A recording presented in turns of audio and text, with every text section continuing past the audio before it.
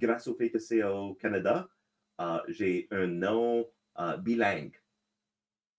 Donc, légalement, je suis Genesis of Legend Incorporated, édition Genèse de Légende Incorporated. Ah, intéressant. Donc, si j'ai un vrai nom français. C'est Euh, ce que tu as mis sur Palanquin? oui, j'ai même deux genres de logo. Donc, j'ai la version propre en français sur le jeu actuellement. Euh, donc, oui. Et c'était seulement possible parce que j'ai réussi avec Palanquin, puis l'autre jeu que j'ai lancé sur Kickstarter, qui est SIG City of Blades, qui est à mi-traduction actuellement par Keldren. Donc, j'ai hâte que ça va apparaître dans le marché francophone. Euh, je ne sais pas quand, parce que c'est assez épaisse comme livre. Il y a un peu de travail là pour le pauvre Kelleren faire la traduction, mais je, je suis en meilleure position de traduire les jeux français envers l'anglais que l'inverse. Traduire Ouais. hors de votre langue natale, c'est beaucoup plus difficile. Euh, donc, c'est la raison pour laquelle Keldren travaille sur ça dessus. Et finalement, Genesis of Legends, ça a été quoi les jeux clés que peut-être nos auditeurs européens ne connaissent pas? Parce que Genesis of Legends, dans le monde du jeu de rôle indépendant, bon, évidemment, il y a plein de bulles différentes. Donc, ma bulle est peut-être pas celle de la majorité des gens dans le jeu de rôle indépendant anglophone, mais c'est quand même assez reconnu. Donc, c'est quoi ces jeux qui ont apporté la reconnaissance actuelle de Genesis? Donc, j'ai commencé avec mon premier jeu de rôle qui s'appelle Spark, étincelle comme traduction informelle. Donc, c'est un jeu à propos des croyances et la création des mondes. Donc, c'est presque un jeu pour les écrivains. Donc, tout le monde décide, hey, j'aime tel média, tel film, tel roman. Sont quels ingrédients dedans que j'adore le plus? On va tout mettre ensemble et créer un nouvel monde avec tous ces ingrédients individuels. Donc, et dans ce monde, c'est tout à propos l'idée de confronter tes croyances, déterminer, essayer de trouver plus d'évidence qui va euh, soutenir ou réfuter vos propres croyances et les croyances des autres. Euh, donc, ouais, c'est un jeu assez vieux à tel point. J'ai publié en 2013. Euh, et en 2023, ça va être dans le domaine public. Euh, Comme tous mes jeux, ou la plupart de mes jeux, j'essaie de transférer au domaine public après 10 ans de publication. Oh wow! Euh, mais oui, je suis assez fier. C'était beaucoup de travail. J'ai fait la plupart de mes échecs là. Euh, j'ai Mais j'ai appris tellement que j'étais capable de publier les autres livres après ça.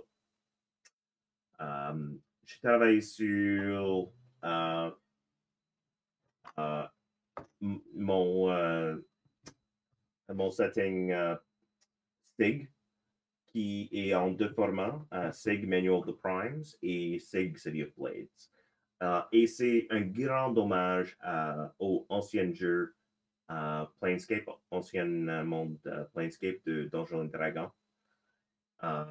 Planescape Torment, le comic Saga, le comic Kill 6 Billion Demons. C'est le principe que tout le monde est dans une ville au centre du multivers. Et c'est une ville dynamique, connectée aux plaines. Est-ce qu'il y a une meilleure traduction? Au plan de réalité, ouais. Um, aux dimensions de feu, de pierre, de justice, de tyrannie, tout ça. Euh, et les magiques et les citoyens de telles dimensions vont se rendre à ce ville de Sig. Um, donc, c'est une ville dynamique, plein de politique, plein de communautés isolées, de diaspora, culturelles, les religions intéressantes avec les dieux et démons tout autour. Donc, c'est pas mal fun. Le premier jeu, Manual Prime, c'est plutôt en train de discuter. C'est aussi à propos des croyances et comment euh, vos croyances vont changer et au même processus vont changer quelles dimensions sont connectées aux villes de SIG à un tel point. Donc, um, si tu changes tes propres croyances pour dire que c'est la force qui est l'affaire le plus importante, c'est possible que vous vont changer au lieu du plan de justice, ça va changer au plan de tyrannie. Et la ville va se rendre beaucoup plus proche à un cauchemar avec les chaînes de métal, les démons, une bureaucratie épouvantable, tellement d'avocats. Tu le croirais pas, croyais pas, croyerais. Donc, ouais. L'autre, Think City Blade, c'est le même monde, la même ville, mais il utilise une variation du système de Forge in the Dark qui Blades in the Dark. Donc, c'est les affaires criminelles, les heists, tout ça. Et c'est Les factions. la guerre pour le territoire entre ces groupes criminels dans ce ville. Intéressant. Et en plus, j'ai aussi publié mon autre jeu avec un de tes concitoyennes britanniques, After the War, produit par moi puis Alistair Stewart. Et c'est un jeu science-fiction d'horreur mimétique.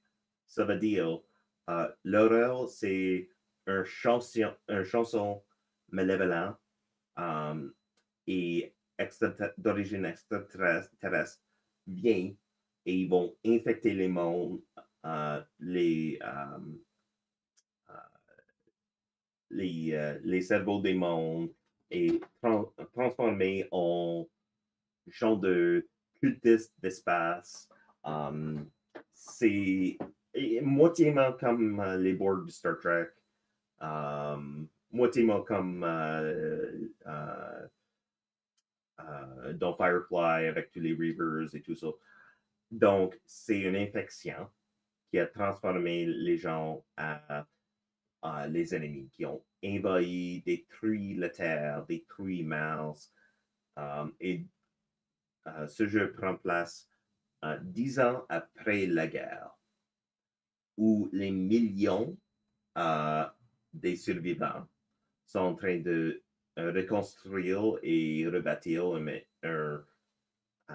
la société sur une nouvelle monde extraterrestre qui était vide, euh, qui s'appelle Polvo. Donc, c'est assez difficile comme monde et les éléments de horreur sont communs, mais j'ai voulu explorer comment les communautés des gens qui ont été obligés euh,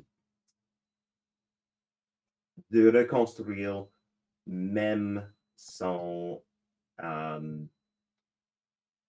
même pendant qu'ils sont en train de régler leur propre trauma.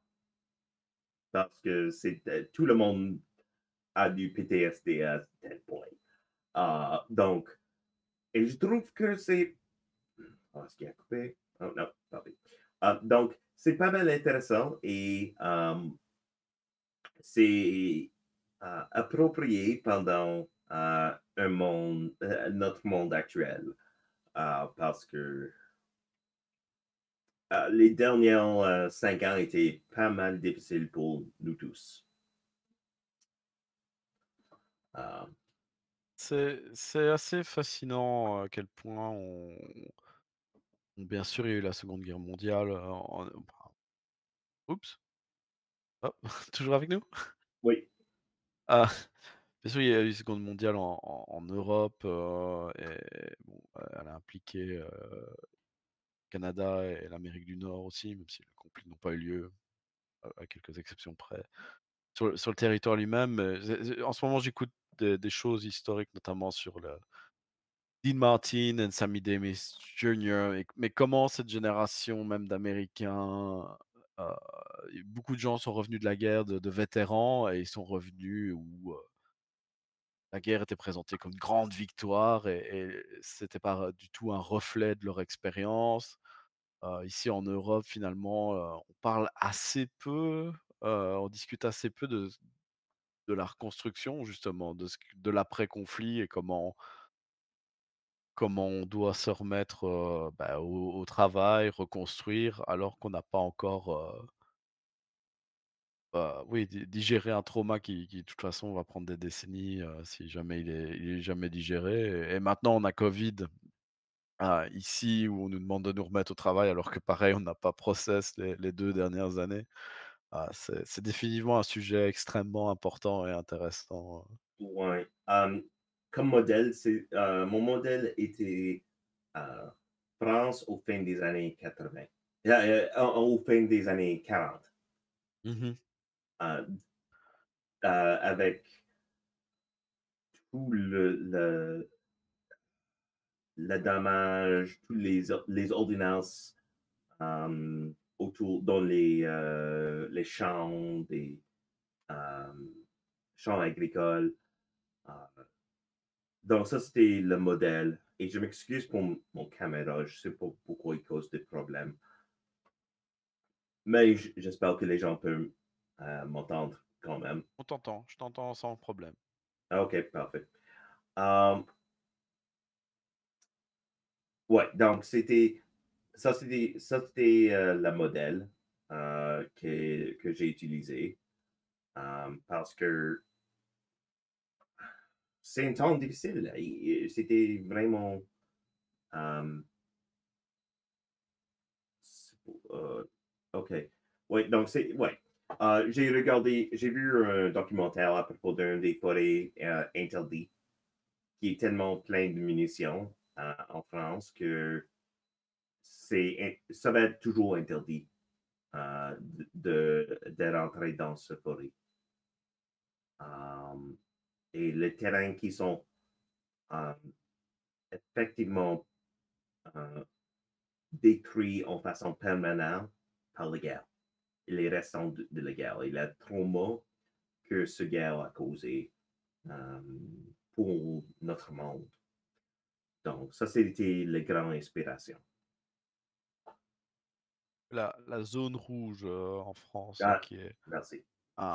un site, qui suit la ligne, de combat qu'il y a eu pendant la Première Guerre mondiale entre, voilà, qui a été sujet à tellement de bombardements, d'échanges de munitions que, encore aujourd'hui, cette zone est complètement abandonnée, ne peut être, rejoint ré enfin revisitée, et cetera. après After the War, je pense que c'était ton projet suivant. Tu as pris le projet sous ton aile, le projet de quelqu'un d'autre, qui aussi était un peu Oui, avec ce process de post-traumatique, je pense que c'était Once More Into the Void par oui, Jami, Nedjadi. oui. Comment c'est arrivé cette, collaboration? Donc, je pense qu'il avait une promotion euh, à cause des affaires médicales. Donc, j'ai acheté plusieurs de ses jeux et euh, j'ai lu son petit jeu Once More to the Void qui est inspiré par la série Mass Effect et plutôt Mass Effect 2. Donc, c'est les grands héros de science-fiction qui sont étaient une famille qui, après une grande trahison, euh, la famille était brisée. Après une période de temps, tout le monde était obligé de euh, revenir ensemble. Le capitaine était obligé de trouver ses anciennes collègues, l'ancienne famille, pour faire une dernière mission. C'est possible que ça va être une mission suicide. On va voir, mais il doit sauver l'univers une dernière fois. Il y a un Donc, c'est côté tout. Ouais, donc c'est les relations entre les personnages plutôt. Et est-ce que tu vas prendre en confiance? Est-ce que tu vas essayer de guérir euh, euh, tous les blessures que vous ont souffert? Ou est-ce que ça va être détruit en façon beaucoup plus permanente? c'est un côté très, il y a une série que moi-même je n'ai pas regardée, mais Picard, Oui, qui est dans l'univers de Star Trek, Jamie, y elle référence assez souvent. Il y a un petit côté Firefly, mais moins fun et spaghetti, mais le côté, ouais, des gens qui ont un passé et qui ont été séparés et se réunissent à nouveau, reforment l'équipage. Je pense que c'est, tu sais, quand tu me parles de After the War et de ce jeu, je pense que c'est très intéressant au niveau de la narration, cette idée d'un groupe. Je trouve que c'est parfois malheureux comment un jeu de rôle on a tendance à jouer au jour le jour, une aventure et aller chronologiquement dans les choses. Il y a bien sûr des systèmes qui ont exploré qui ont j'ai du mal quand je te parle à trouver mes mots français également, qui ont challenge ouais, eux-mêmes quoi, genre, au niveau de l'action, Blades in the Dark. Mais ouais, cette idée de plutôt que jouer un groupe qui se rencontre dans la taverne et puis ils développent leur rapport, l'idée d'un groupe qui a déjà un rapport et peut-être doivent recréer un rapport ou à qui il est arrivé des choses, j'aime beaucoup cette charge émotionnelle et narrative, qui est là dès le départ, ce potentiel, d'un passé qui n'est pas encore exploré et qui est finalement quelque chose d'assez courant dans le divertissement, hein. ouais. Donc, c'était vraiment impressionnant quand j'ai trouvé sur Itch. Et Jamie a produit un jeu. Il a fait la maquette. C'était vraiment bien fait, sans payant un sou sur les illustrations. Donc, euh, euh, après tomber en amour et réaliser que Jamie n'avait pas l'opportunité d'organiser son propre euh, campagne de financement chez Kickstarter grâce au fait qu'il est aux Philippines. Euh, j'ai organisé quelques rencontres avec lui et on a établi un partenariat entre nos deux compagnies, Sword Queen Games puis Édition Jeunesse de Légende Incorporée, euh, pour que je puisse aider avec le processus de publication. Donc, je fais tout le travail de maison d'édition et il fait tout le travail d'écriture, la maquette, il travaille avec les artistes, les choses comme ça. Il fait tout le playtesting aussi. Donc, c'est un bon partenariat et je trouve pas mal intéressant comme processus. J'adore que j'ai l'occasion de partager mes connaissances et mes compétences avec quelqu'un d'autre et que je suis euh,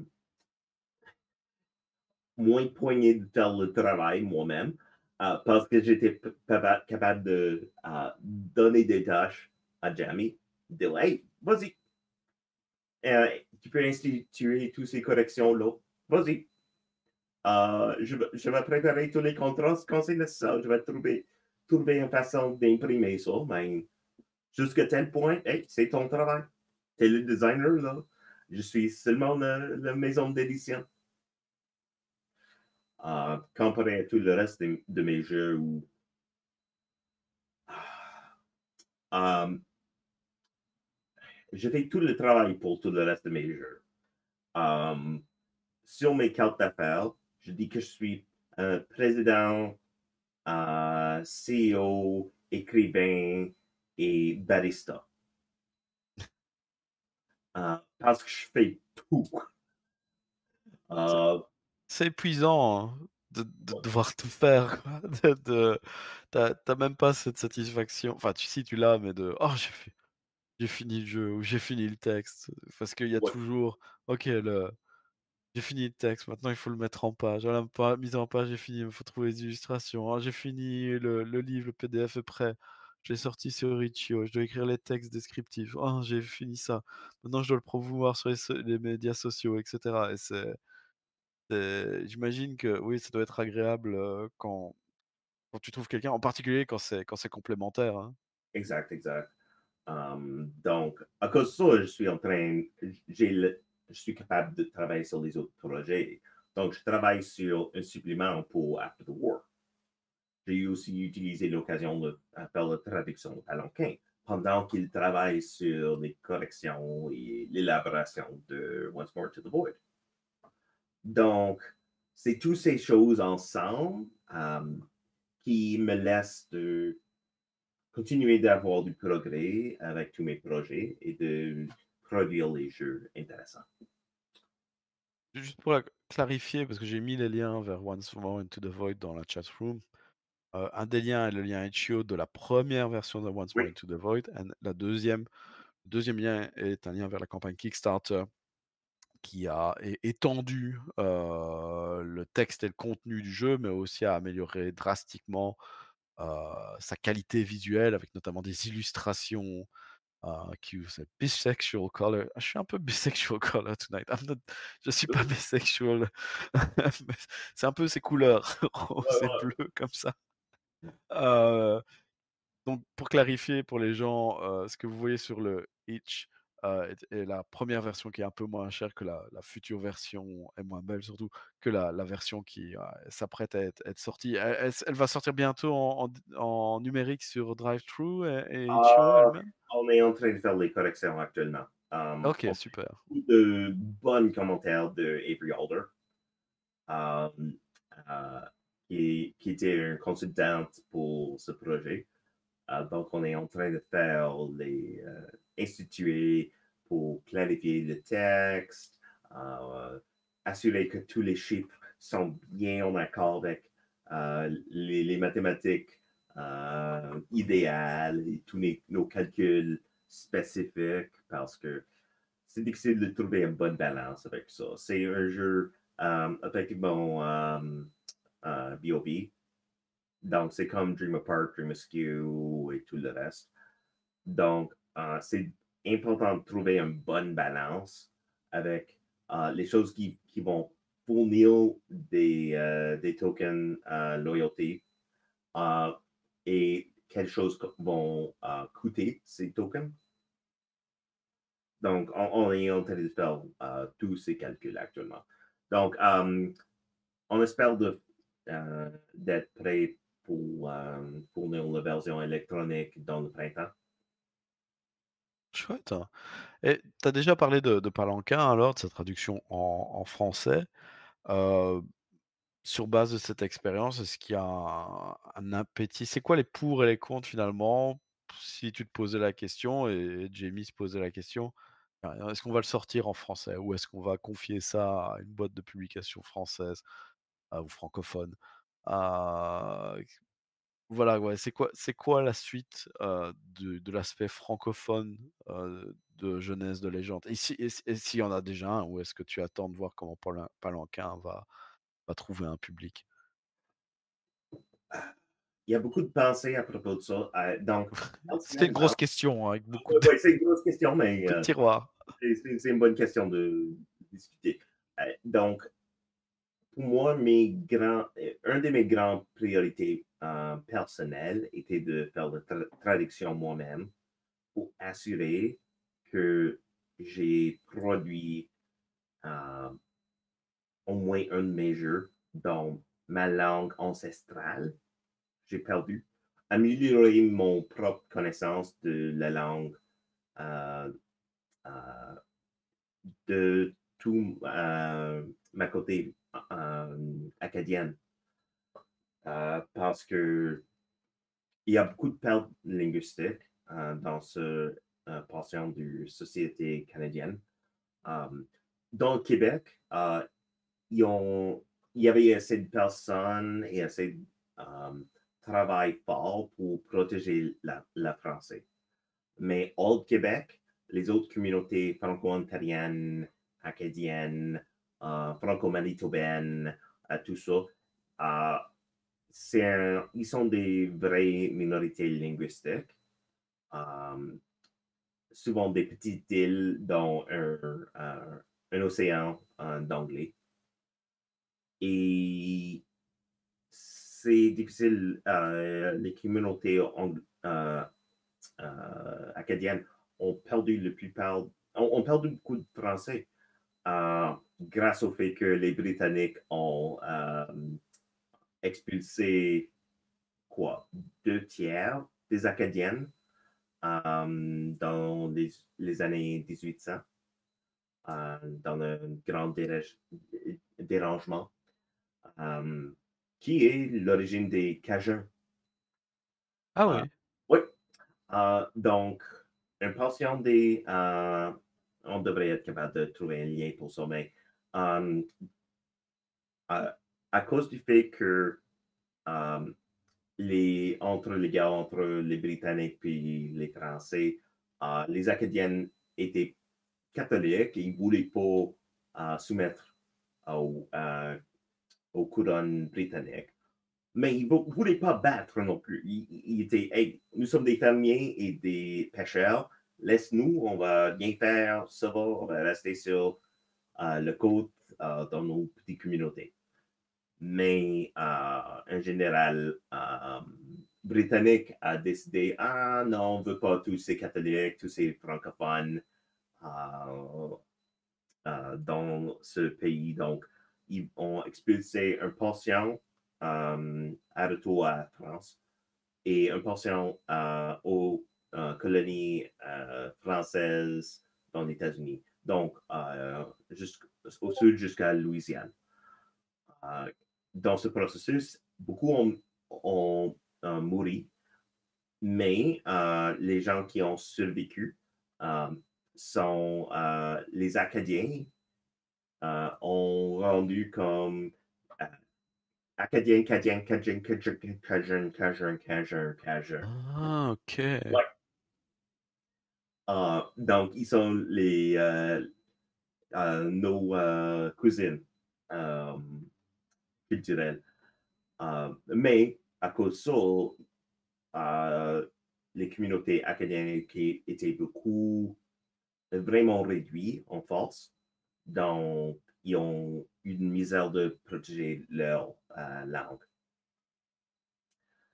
Euh, donc, c'était de grande importance pour moi de traduire au moins un des jeux en français et Donc c'était d'améliorer mon niveau de français, participer dans les communautés francophones pour ces raisons. c'était une démarche personnelle avant d'être une démarche Exact. commerciale. Et c'est aussi le fait que il y a des autres gens qui ont voulu traduire Palanquin en les autres langues. C'est des traduits en espagnol. Il y a quelqu'un qui est en train de traduire en portugais euh, de Brésil. Donc, le monde avait d'intérêt. Donc, j'ai décidé, ouais, non, c'est un bon jeu pour ça.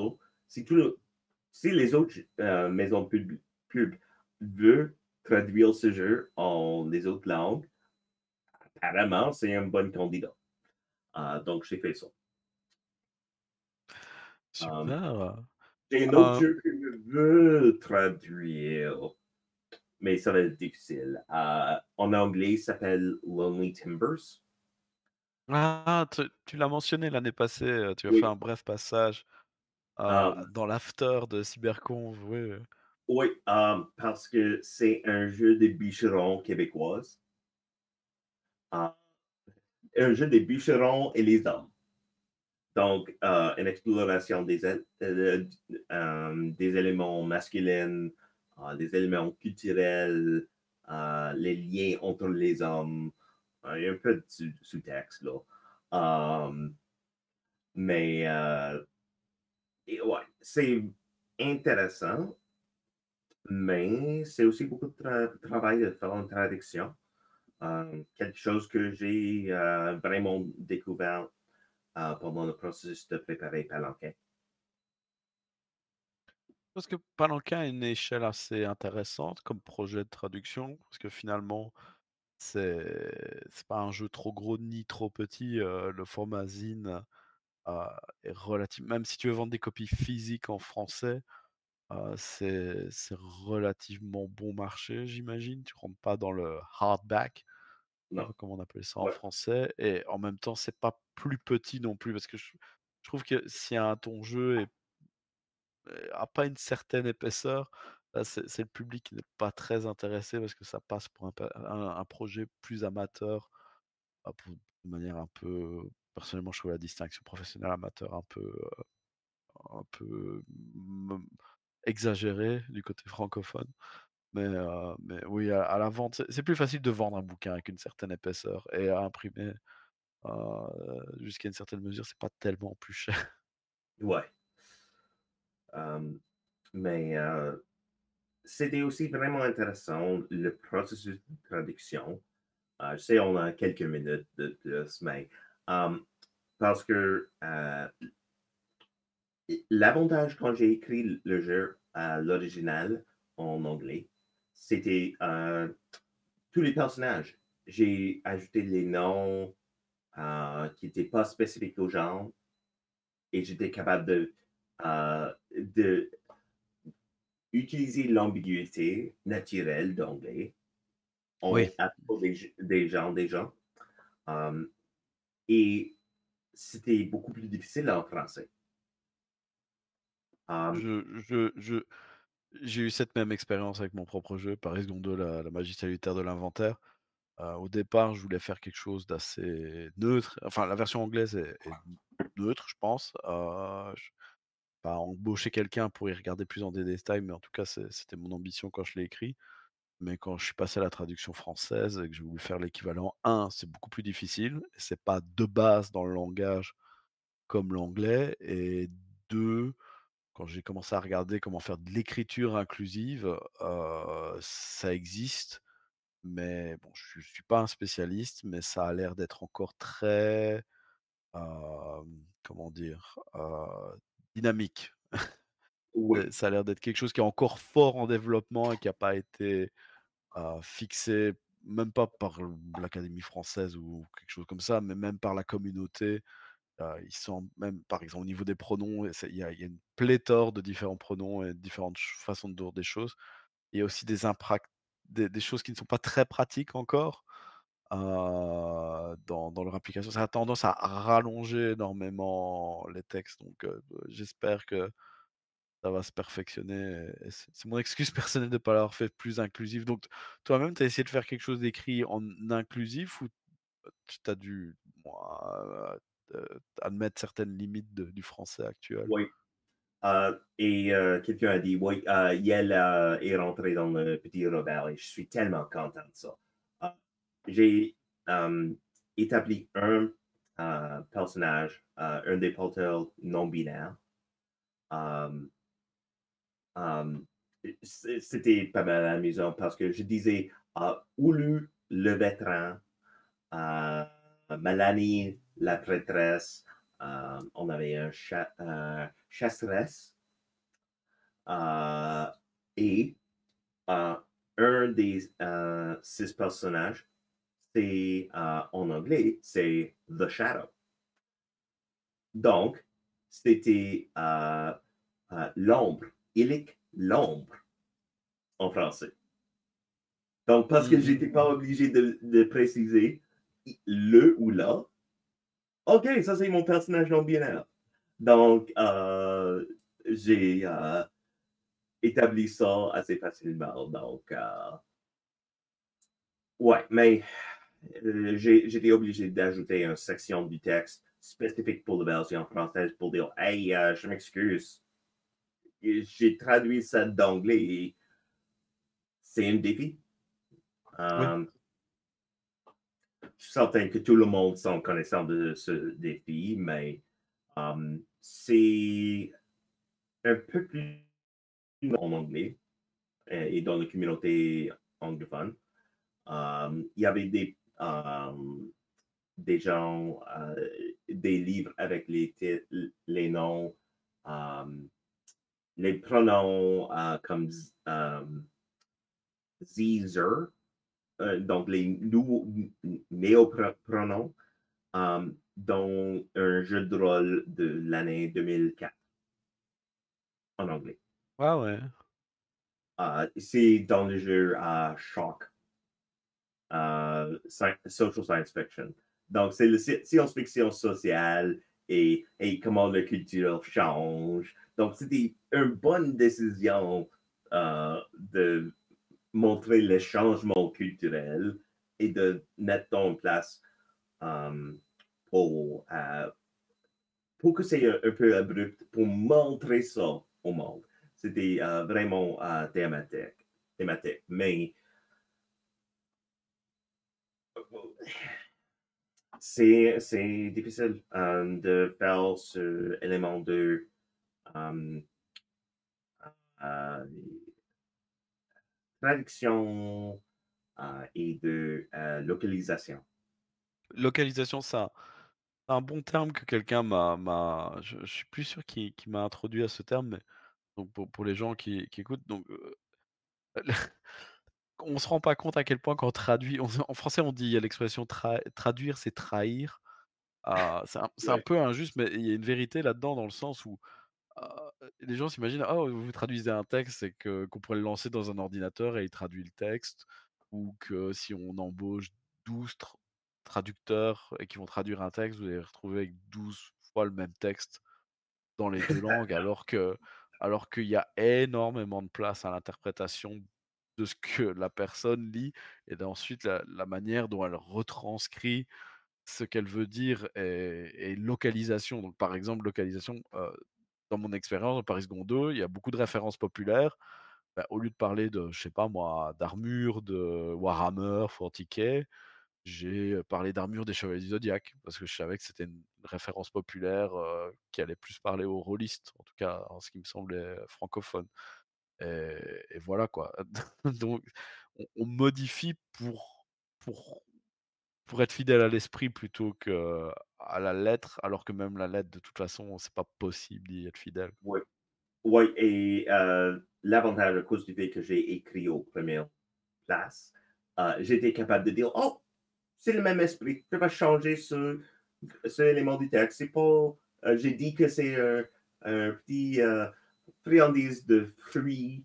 Je vais dire maintenant que c'est une cordiale épicée. OK, c'est quelque chose de nouveau, c'est différent, mais c'est le même principe. Et parce que En j'étais le premier écrivain, il fonctionne.